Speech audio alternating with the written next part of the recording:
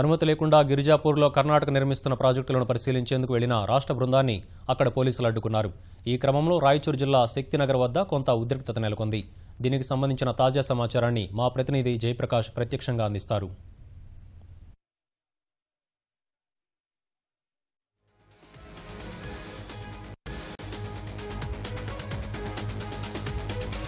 నిర్మిస్తున్న రిజర్వాయర్ ను పరిశీలించేందుకు మహబూబ్నగర్ జిల్లా నుంచి తెరాస నేతలు కర్ణాటక వైపు వెళ్తున్నారు. వీరిని ప్రస్తుతం మహబూబ్నగర్ కర్ణాటక సరిహద్దులో పోలీసులు అడ్డుకుంటున్నారు. ప్రస్తుతం మనం పరిస్థితి చూస్తున్నాము.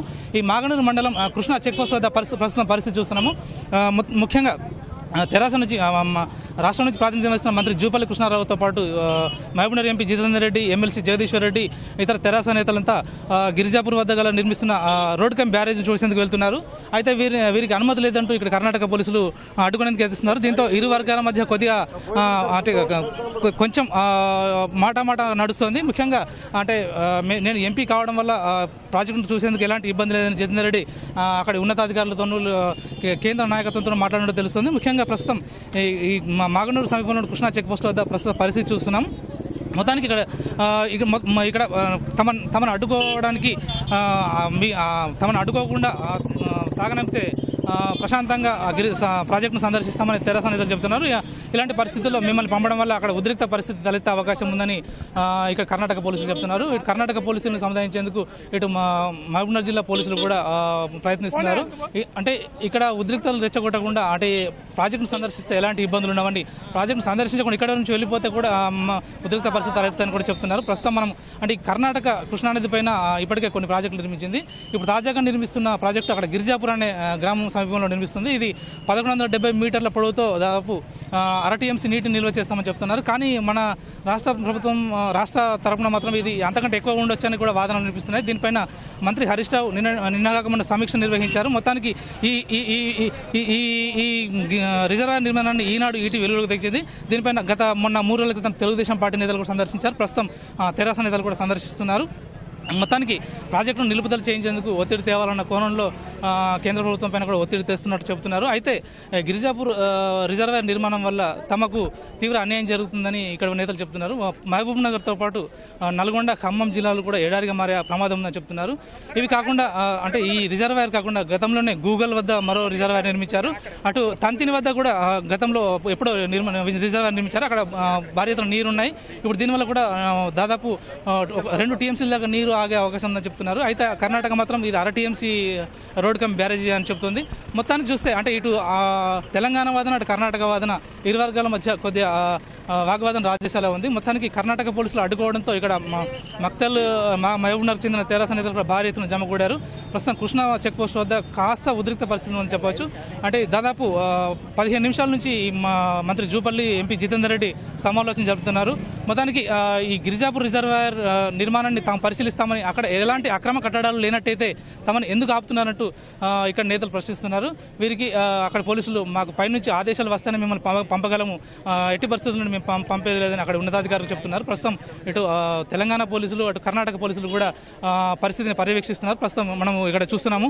ఇక్కడ కాన్వాయ్ వద్దే కర్ణాటక పోలీసులు భారీ ఎత్తున మోహరించారు. ప్రత్యేక బలగాన్ని ఇక్కడ తీసుకొచ్చారు. ఎలాంటి అవాంఛనీయ సంఘటనలు జరగకుండా ముందస్తు భద్రత ఏర్పాటు చేపడుతున్నారు. ప్రస్తుతం మనం చూస్తున్నాము ఇక్కడ తాజా పరిస్థితి. ఇది కృష్ణా చెక్ పోస్ట్ వద్ద నెలకొన్న పరిస్థితి. ముఖ్యంగా తమను పంపకుంటేనే తీవ్ర ఇబ్బందులు ఎదుర్కొనే పరిస్థితి ఉంటుందని కూడా అటు తెరాస నేతలు చెప్తున్నారు.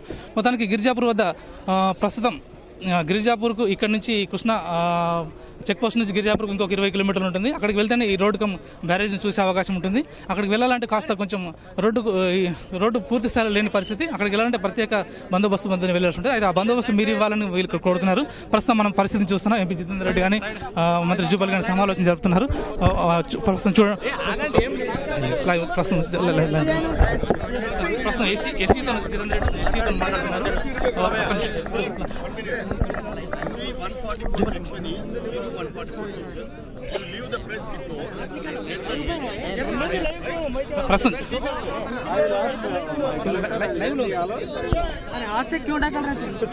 ప్రస్తుతం జూపల్లి గారు మనతో ఉన్నారు. శ్రీను, ప్రస్తుతం ప్రస్తుత పరిస్థితిపైన జూపల్లి కృష్ణారావు గారు మనతో ఉన్నారు.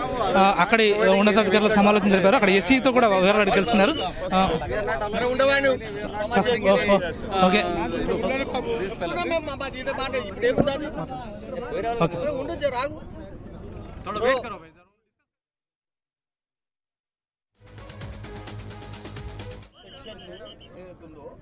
There should be a distance between group to group.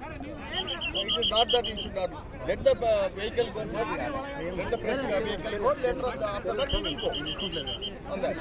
If it doesn't allow, अपन जाके क्या करेंगे वहाँ पर?